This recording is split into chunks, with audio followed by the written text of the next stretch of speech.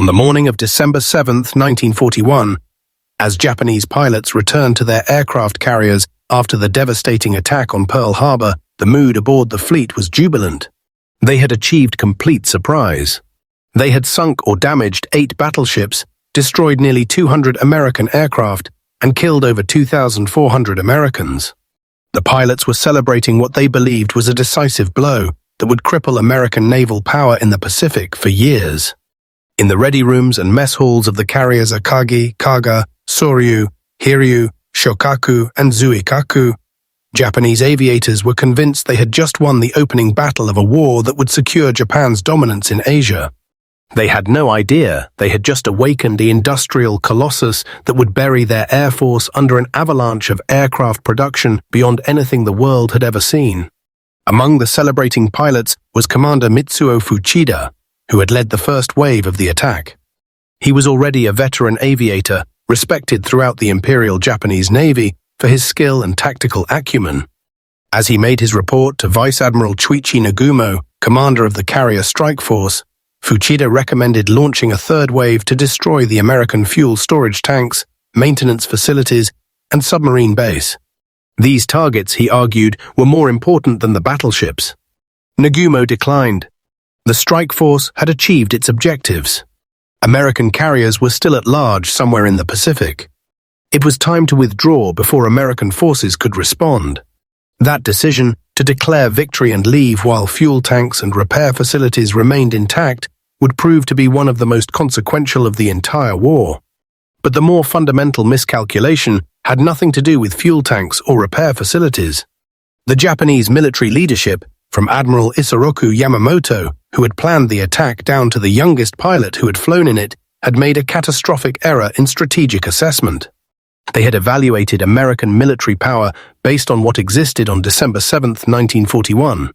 They had counted American aircraft carriers, battleships, cruisers, and aircraft. They had assessed American forces in the Philippines, on Guam, on Wake Island. Based on those numbers, Japan had significant advantages. What they failed to comprehend, what their entire strategic framework couldn't process, was American industrial capacity and what it could produce when fully mobilized for war. Japanese war planning had been based on a concept they called decisive battle doctrine. The idea was that Japan would strike hard at the beginning of the war, secure a defensive perimeter, and then force America to attack that perimeter in a series of costly battles. Eventually, the theory went, Americans would grow tired of the casualties and negotiate a peace that left Japan in control of its conquered territories. This doctrine assumed that America couldn't or wouldn't fully mobilize its industrial base, that the American public lacked the will for a prolonged war, and that Japanese tactical superiority and fighting spirit could offset material disadvantages. Every single one of these assumptions would prove spectacularly wrong. In the weeks after Pearl Harbor, as Japanese forces swept through the Philippines, Malaya, Singapore, and the Dutch East Indies with stunning speed, the mood of celebration continued. Everywhere Japanese forces attacked, they won. American, British, and Dutch forces were overwhelmed by the speed and ferocity of Japanese assaults. Japanese aircraft dominated the skies. The Zero fighter, flown by superbly trained pilots, seemed invincible. It could outmaneuver any Allied fighter. Its range was unprecedented, allowing Japanese aircraft to strike targets that defenders thought were safely beyond enemy reach. Japanese pilots had years of combat experience from the war in China. They were confident, skilled, and convinced of their superiority. What those pilots couldn't know as they celebrated victory after victory in early 1942, was what was already beginning to happen in the United States. Even before Pearl Harbor, American industry had been ramping up production to supply Britain and China under Lend-Lease. But the attack on Pearl Harbor removed all constraints. President Roosevelt called for the United States to become the arsenal of democracy. He set production targets that even American industrialists thought were impossible. In his 1942 State of the Union address, Roosevelt called for the production of 60,000 aircraft that year and 125,000 in 1943. Military planners thought these numbers were fantasy. American aircraft production in 1941 had been under 20,000 planes. How could production possibly triple in 1 year and increase sixfold the year after? The answer lay in the same industrial infrastructure that had made America the world's leading producer of automobiles, trucks, appliances, and consumer goods. In 1941, America produced more cars than the rest of the world combined. The factories, the machine tools, the trained workforce, the management expertise, the supply chains, all of this existed and could be redirected toward military production. What had been making Chevrolets and Fords could make bombers and fighters. What had been producing refrigerators could produce aircraft engines. The challenge wasn't building the capacity from scratch. It was converting existing capacity to new purposes. Companies that had never built aircraft before received contracts to produce military planes. Ford Motor Company, the automobile giant, was contracted to build B-24 Liberator bombers at a massive new facility called Willow Run. General Motors converted factories to produce aircraft engines, fighters, and bombers. Even companies that seemed to have nothing to do with aviation got involved. A piano manufacturer began producing aircraft wings. A furniture company made wooden components for training aircraft. A company that made kitchen appliances started producing bomb sights. The American economy was transforming itself into a war machine at a pace and scale that had never been attempted in human history. Japanese intelligence officers reading reports about American production plans dismissed them as propaganda. The numbers seemed absurd. Japan's entire aircraft industry, working at maximum capacity, produced about 8,000 aircraft in 1941. The idea that America could produce 10 times that number seemed mathematically impossible. Japanese planners convinced themselves that even if America tried to meet these production targets, the aircraft would be poorly made, the pilots would be inadequately trained, and Japanese tactical superiority would easily overcome American numerical advantages. It was the same kind of thinking that had led German officers to dismiss reports of American shipbuilding capacity. They were evaluating American industrial potential through the lens of their own industrial experience and finding it impossible.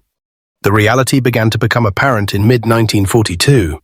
At the Battle of Midway in June, American carrier aircraft, despite suffering heavy losses and despite being inferior in many respects to Japanese aircraft, managed to sink 4 Japanese fleet carriers. The loss was devastating to Japan, not just because of the ships themselves, but because of the trained aircrew who went down with them. Japanese pilot training programs were small, elite operations that produced highly skilled aviators, but in limited numbers. The IJN had started the war with about 3,500 carrier-qualified pilots. Replacing losses was difficult and time-consuming. The Americans, by contrast, were already ramping up pilot training programs that would eventually produce tens of thousands of qualified aviators. But Japanese leaders still didn't understand what they were facing. They saw Midway as a setback, certainly, but not as a decisive turning point. They believed they could rebuild their carrier fleet, train new pilots, and continue the war. What they didn't realize was that American aircraft production was already exceeding their most pessimistic estimates. In 1942, American factories produced 47,086 aircraft. It wasn't the 60,000 Roosevelt had called for, but it was more than double the previous year's production and nearly 6 times Japanese production. And the numbers were still climbing. The Japanese aircraft industry was impressive by any measure, except when compared to American production. Companies like Mitsubishi, Nakajima, and Kawasaki were producing quality aircraft using skilled workers and good designs. The Zero fighter was genuinely excellent when introduced, superior to most Allied fighters in the early war. The Betty bomber had remarkable range. Japanese aircraft engines, while sometimes less powerful than American equivalents, were reliable and well-engineered. But the entire Japanese aircraft industry was operating at a scale that was orders of magnitude smaller than what America was achieving. Part of the problem was that Japan had never developed the same kind of mass production infrastructure that existed in America. Japanese aircraft manufacturing relied heavily on skilled craftsmen hand-fitting components. Each aircraft was essentially custom-built, with parts carefully adjusted to fit properly. This produced high-quality aircraft but in limited numbers. The Japanese tried to increase production by building more factories and recruiting more workers, but they couldn't simply scale up the way American manufacturers could. They lacked the machine tools, the standardized production methods, and the supply chain infrastructure that would have been needed for true mass production. American aircraft manufacturers, by contrast, were applying the same mass production principles that Henry Ford had pioneered for automobiles. Components were standardized and interchangeable. Assembly lines broke down construction into simple, repetitive tasks that could be performed by workers with minimal training. Quality control was built into the system through inspection at multiple stages. Subcontractors produced components that arrived at final assembly plants already tested and ready to install. The entire process was designed to maximize production speed and volume, even if it meant accepting somewhat lower quality than what could be achieved through traditional craft methods. The numbers tell the story. In 1943, American aircraft production reached 85,198 planes. In 1944, it peaked at 96,118 aircraft. Over those 2 years, American factories produced more aircraft than Japan would produce during the entire war. And these weren't just training planes or obsolete models. They included thousands of B-17 and B-24 heavy bombers, which Japan had no equivalent for. Tens of thousands of fighters including P-51 Mustangs, P-47 Thunderbolts, and F-6F Hellcats, all of which were superior to the Zero by 1943. Thousands of transport aircraft that gave American forces unprecedented mobility. The sheer volume was overwhelming. Japanese pilots who survived into the middle and late war years witnessed this industrial tsunami firsthand. Where they had once enjoyed air superiority, they increasingly found themselves outnumbered. Early in the war, a Japanese pilot might face even odds or even have numerical advantage. By 1944, Japanese pilots were routinely facing American formations that outnumbered them 5-1, 10-1, or even more.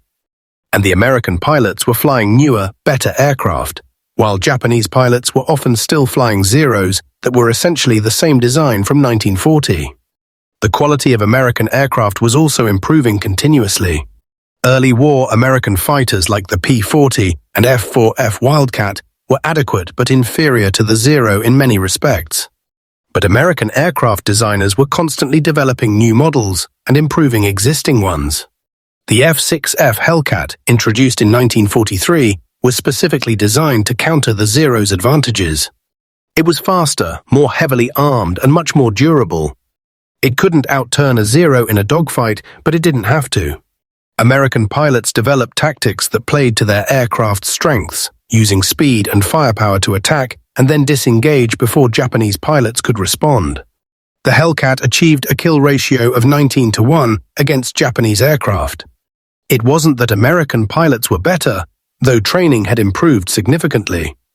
It was that they had better aircraft in greater numbers with better tactics. The B-29 Superfortress, which entered service in 1944, represented a quantum leap in bomber technology. It could fly higher, faster, and farther than any bomber in the world. It could carry enormous bomb loads to targets in Japan that had previously been beyond reach. Japanese fighters struggled to intercept B-29s because they operated at altitudes where Japanese aircraft performance degraded. And when Japanese fighters did manage to attack B-29 formations, they faced concentrated defensive fire from the bomber's multiple gun turrets. By late 1944, B-29s were flying from the Mariana Islands to bomb Japanese cities with near impunity. Each B-29 raid might involve hundreds of bombers, a number that represented more aircraft than some Japanese bases had operational at any given time. Japanese aircraft production did increase during the war, but never fast enough to offset losses. In 1943, Japan produced about 16,700 aircraft. In 1944, production peaked at about 28,200 aircraft. These were significant increases, but they were dwarfed by American production. And Japanese production increases came at enormous cost. Factories worked around the clock. Resources were diverted from other critical needs.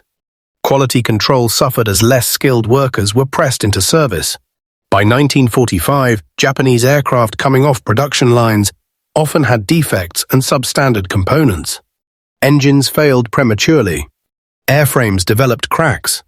Weapon systems malfunctioned. The pressure to produce quantity was undermining quality.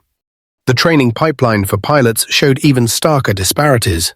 In 1941, a Japanese naval aviator underwent rigorous training that might take 2 years or more. They accumulated hundreds of flight hours and extensive combat practice before being considered fully qualified. These pilots were superb, among the best in the world. But the system couldn't produce them in large numbers, and losses couldn't be quickly replaced. By 1943, as veteran pilots were killed in combat, Japan was forced to accelerate training programs, reducing flight hours and cutting corners.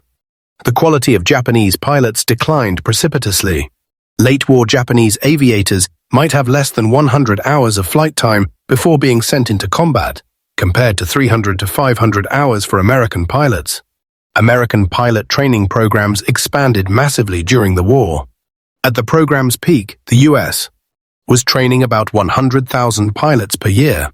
Training bases were established across the country, in locations chosen for good weather that allowed year-round flying. The training was standardized, systematic, and thorough.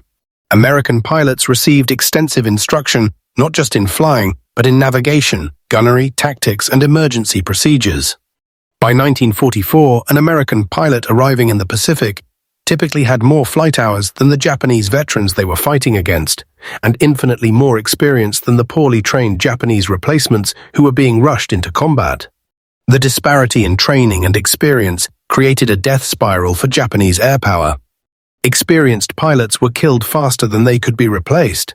New pilots, inadequately trained, were easy prey for veteran American aviators and died quickly without contributing much to the fight. As the average experience level of Japanese pilots declined, their effectiveness diminished, which meant more losses, which meant more inexperienced replacements, which meant even less effectiveness. By late 1944, Japanese air units that would have been formidable threats in 1942 were being massacred by American formations that had every advantage. Better aircraft, more aircraft, better trained pilots, better tactics, and better support. The industrial base supporting this air armada was equally impressive.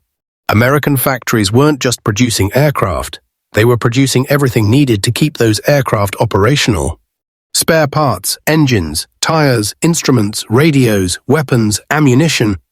Everything was being manufactured in quantities that ensured American aircraft could be maintained properly in forward areas. Japanese logistics, by contrast, struggled to keep aircraft operational. Spare parts were chronically short. Maintenance equipment was inadequate. As American submarines devastated Japanese merchant shipping, even basic supplies like lubricants and fuel became difficult to obtain in forward areas. The petroleum situation was particularly critical. Aircraft engines require high-octane aviation fuel.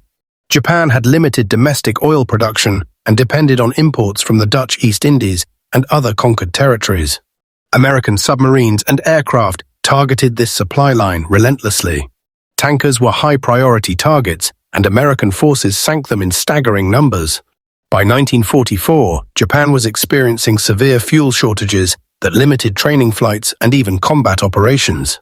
Japanese pilots in 1945 often received minimal flight training simply because there wasn't enough fuel to train them properly. Meanwhile, American forces had effectively unlimited fuel supplies. American pilots could train extensively, and operational aircraft were never grounded due to lack of fuel. The strategic bombing campaign against Japan's home islands revealed the full extent of American air superiority. Starting in late 1944, B-29s began systematic attacks on Japanese cities and industrial facilities. The firebombing of Tokyo in March 1945 created a firestorm that killed over 100,000 people in a single night. It was the deadliest air raid in history, and it was just one of many. Over the following months, American bombers systematically burned Japan's major cities. Japanese air defenses, once formidable, were increasingly ineffective. Fighter units lacked fuel, experienced pilots, and often operational aircraft. Anti-aircraft guns were in short supply and lacked sufficient ammunition. By 1945, Japanese air defenses were a shadow of what they had been. American bomber formations flew over Japanese cities with such regularity that civilians could almost set their watches by them. The psychological impact, The impact was devastating. Japanese propaganda had spent years telling the population that American forces were inferior, that Japanese spirit and superior training would prevail. But now American bombers were burning Japanese cities with impunity, while Japanese fighters sat grounded for lack of fuel or pilots capable of flying them effectively. The Battle of the Philippine Sea in June 1944 demonstrated the full scope of Japan's aerial decline. Japanese naval aviation, once the most feared carrier force in the world, launched massive strikes against American carrier task forces. They sent over 400 aircraft against the American fleet. American fighter direction officers, using radar to track the incoming raids, vectored interceptors to meet the Japanese formations well before they reached the carriers. What followed became known as the Great Marianas Turkey Shoot. American F-6F Hellcat fighters, flown by well-trained pilots and directed by radar operators to optimal intercept positions, systematically destroyed the Japanese strike forces. By the end of the day, Japan had lost approximately 350 aircraft and 3 carriers. American losses were about 30 aircraft, mostly to operational accidents rather than combat. Japanese pilots who survived that day reported being overwhelmed by the sheer number of American fighters. Everywhere they looked, there were Hellcats. The Americans seemed to know exactly where the Japanese formations were at all times, intercepting them before they could coordinate their attacks. Japanese aircraft that did manage to reach the American carriers faced devastating anti-aircraft fire from ships equipped with proximity-fused shells and radar-directed guns. It was a technological and numerical mismatch that left the survivors traumatized. One Japanese pilot later wrote that he felt like he was watching the entire Naval Air Force commit suicide. He made it back to his carrier, but most of his squadron didn't, and he knew there were no replacements waiting. The pilots who died that day represented years of training and experience that Japan could never replace. Admiral Ozawa, commanding the Japanese carrier force, had expected to inflict serious losses on the American fleet. Instead, he lost the majority of his carrier air groups in a single day. The carriers themselves survived initially, but without aircraft they were just targets. American submarines and aircraft would sink most of them in the following months. More importantly, Japanese naval aviation never recovered. The experienced pilots were gone, the training pipeline couldn't produce adequate replacements, and the industrial base couldn't build enough aircraft to matter, even if pilots had been available. The kamikaze strategy, introduced later in 1944, was a direct consequence of Japan's inability to compete with American air power through conventional means. If Japanese pilots couldn't survive combat long enough to develop skill and experience, if Japanese aircraft couldn't match American performance, if numerical inferiority made orthodox tactics suicidal, then perhaps deliberate suicide attacks could achieve results that conventional attacks couldn't. The Kamikaze Corps represented Japan's acknowledgement that they had lost the air war. They were converting their aircraft into guided missiles because that was the only way to make poorly trained pilots in obsolescent aircraft into effective weapons. The kamikaze attacks were terrifying and did inflict significant casualties, particularly on smaller vessels like destroyers and destroyer escorts. But they didn't change the strategic situation. American industrial production meant that ship losses, while tragic for the crews involved, could be replaced. And American forces developed increasingly effective countermeasures. Fighter patrols were thickened. Radar picket ships provided early warning. Anti-aircraft weapons and tactics improved. By 1945, the majority of kamikaze attacks were being intercepted before reaching their targets. Japan was literally running out of aircraft and pilots to convert into kamikazes, while American forces continued to grow stronger. The numbers behind American aircraft production reveal an industrial achievement that still seems incredible even knowing it happened. Ford's Willow Run plant, purpose-built to manufacture B-24 Liberator bombers, covered over 3.5 million square feet. At peak production in 1944, the plant was completing one B-24 every 63 minutes. The bombers rolled off an assembly line that stretched for over a mile, with components arriving from suppliers across the country and being integrated into finished aircraft through a carefully choreographed process that Henry Ford had pioneered for automobiles. Workers who had been making cars were now building 4-engine bombers capable of flying thousands of miles and dropping tons of bombs. And they were doing it faster than anyone thought possible. The B-24 Liberator itself became a symbol of American mass production. It was not the most elegant bomber design. It was not the easiest aircraft to fly. Pilots often complained about its handling characteristics. But it was effective, reliable, and most importantly, produced in enormous numbers. Over 18,000 B-24s were built during the war, making it the most produced American military aircraft and the most produced bomber in history. No other nation came close to producing anything in comparable numbers. The Soviet Union, which had massive industrial capacity of its own, produced about 36,000 Il-2 Sturmovik ground attack aircraft during the war, but that was their most produced aircraft across the entire war. America was producing multiple aircraft types in comparable or greater numbers simultaneously. Fighter production was equally impressive. The Republic P-47 Thunderbolt, a massive single-engine fighter that weighed almost as much as some twin-engine aircraft, was produced in quantities exceeding 15,000. The North American P-51 Mustang, arguably the best all-around fighter of the war, saw over 15,000 built. The Grumman F-6F Hellcat, the Navy's primary carrier fighter, exceeded 12,000 units. These weren't just numbers on paper. These were actual aircraft, delivered to combat units, flown in combat, maintained in forward areas, and often lost to enemy action or accidents and then replaced. The pipeline from factory to frontline combat unit was operating at a scale that ensured American forces always had adequate aircraft available. Japanese pilots who survived into late 1944 and 1945 described a sense of hopelessness when facing American formations.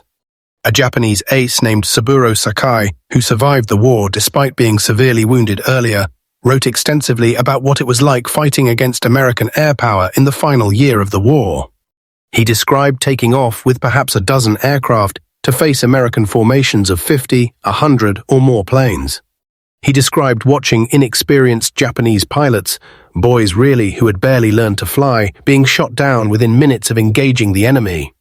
He described the frustration of knowing that Japanese factories were still producing aircraft, but that those aircraft were often defective, that fuel shortages meant they couldn't be properly tested before being sent to combat units, and that there was no time to train pilots adequately even if fuel had been available. Sakai also described the changing quality of American pilots and aircraft. Early in the war, he had fought against American pilots who were brave but often poorly trained and flying inferior aircraft. He and other Japanese aces had been able to rack up impressive kill counts because the odds were often in their favor. By 1944, everything had changed. American pilots were well-trained, confident, and flying aircraft that were superior in almost every respect. They had numerical superiority in every engagement. They had better tactics, better communication, and better support. Sakai wrote that fighting Americans by 1944 felt like fighting a machine that couldn't be stopped, a relentless force that just kept coming, no matter how many you shot down. The training disparity became even more evident in specific engagements. At the Battle of Leyte Gulf in October 1944, Japanese land-based aircraft attempted to support the naval forces attacking American landing forces. The Japanese sent several hundred aircraft against American ships and combat air patrols. American fighter pilots, many of whom had only been in combat for a few months, described the Japanese attacks as uncoordinated and amateurish. Japanese formations failed to maintain cohesion. Individual pilots made basic tactical errors. When engaged by American fighters, many Japanese pilots seemed to panic, abandoning their wingmen and attempting to flee individually. The result was another massacre. American pilots shot down hundreds of Japanese aircraft over several days of fighting while suffering relatively light losses themselves. One American fighter pilot described shooting down 5 Japanese aircraft in a single day and feeling no sense of accomplishment because the Japanese pilots he faced seemed so poorly trained that killing them felt like murder rather than combat. This was the reality by late 1944. Japanese aviation had degraded to the point where even American pilots, conditioned to respect their opponents, found combat to be lopsided and unsatisfying. The Japanese pilots weren't cowards. They were brave young men who had been sent into combat with inadequate training obsolete aircraft, and no realistic chance of success. They died by the thousands, achieving little except to delay the inevitable by hours or days. The strategic implications of American aircraft production extended far beyond direct combat. The ability to produce transport aircraft in large numbers gave American forces unprecedented mobility and logistical capability. The C-47 Skytrain, the military version of the DC-3 commercial airliner, was produced in quantities exceeding 10,000. These aircraft could fly cargo over the Himalayan hump to supply Chinese forces, deliver paratroopers to combat zones, evacuate wounded from forward areas, and perform countless other missions. Japan had no equivalent capability. Japanese forces often struggled to supply and reinforce their own positions because they lacked adequate transport aircraft and the fuel to operate them. The bombing of Japan's aircraft industry in 1945 further accelerated the collapse of Japanese air power. B-29s systematically targeted aircraft factories, engine plants, and component suppliers. Even when factories survived the raids, the disruption to transportation networks and the destruction of supplier facilities made production increasingly difficult. Workers couldn't get to factories because rail lines were bombed. Components couldn't be delivered because trucks lacked fuel. Electricity was sporadic because power plants and distribution networks were damaged. Japanese aircraft production, which had peaked at about 28,000 units in 1944, collapsed to about 11,000 in 1945, despite desperate efforts to maintain output. American aircraft production in 1945 was deliberately reduced from 1944 levels because the industrial base was capable of producing more aircraft than could actually be used. Factories that had been running at maximum capacity were slowed or converted back to other production because there was no point building more aircraft than could be absorbed by combat units. This was the ultimate humiliation for Japan. They were struggling desperately to produce aircraft at all, while America was throttling back production because they had more than enough. The war was effectively over, decided by industrial capacity long before the atomic bombs provided the final push toward surrender. The final accounting of aircraft production tells the story in numbers that are almost incomprehensible. From 1941 through 1945, the United States produced approximately 300,017 military aircraft. Japan produced approximately 76,120 aircraft during the same period. America built almost 4 times as many aircraft as Japan. But the disparity was even greater than raw numbers suggest, because American aircraft were generally more complex, more capable, and more reliable than Japanese equivalents. A B-29 Superfortress represented far more industrial capacity than a Zero fighter, but both counted as single aircraft in production statistics. Breaking down American production by type reveals the depth of the achievement. Over 18,000 B-24 Liberators. Over 12,000 B-17 Flying Fortresses. Over 15,000 P-47 Thunderbolts. Over 15,000 P-51 Mustangs. Over 12,000 F-6F Hellcats. Over 12,000 F-4U Corsairs. Over 10,000 C-47 Skytrains. These were just the major types. Dozens of other aircraft were produced in quantities ranging from hundreds to thousands. And this doesn't account for the thousands of training aircraft produced to support pilot training programs, or the transport aircraft used for purely logistical purposes, or the experimental and prototype aircraft that pushed technological boundaries. The economic cost of this production was enormous but manageable for the American economy. At its peak, aircraft production represented a significant portion of American GDP, but the economy was large enough to support this production while simultaneously producing ships, tanks, artillery, small arms, ammunition, and all the other material needed for a global war. American civilian production was curtailed but never completely eliminated. American citizens experienced rationing and shortages, but nothing like what Japanese civilians endured. The American economy was producing both guns and a reasonable amount of butter. The Japanese economy was producing guns and nothing else, and still couldn't keep up. Japanese military leadership gradually came to understand what they were facing, though for many the realization came too late to matter. Some officers had understood early in the war that Japan couldn't win a prolonged industrial conflict with America. Admiral Yamamoto, who had lived in America and understood American industrial capacity, reportedly said that he could run wild for 6 months to a year but had no confidence in ultimate victory. He was proven correct. Japan won stunning victories in the first months of the war, but by mid-1942 the tide was turning, and by 1943 the outcome was no longer in serious doubt for anyone who understood the industrial mathematics. Other Japanese leaders deluded themselves longer. They convinced themselves that American will would crack, that battlefield victories could offset industrial disadvantages, that Japanese fighting spirit represented an intangible advantage that couldn't be measured in production statistics. These leaders sent millions of Japanese soldiers and civilians to their deaths, pursuing a victory that was never achievable once American industrial mobilization was complete.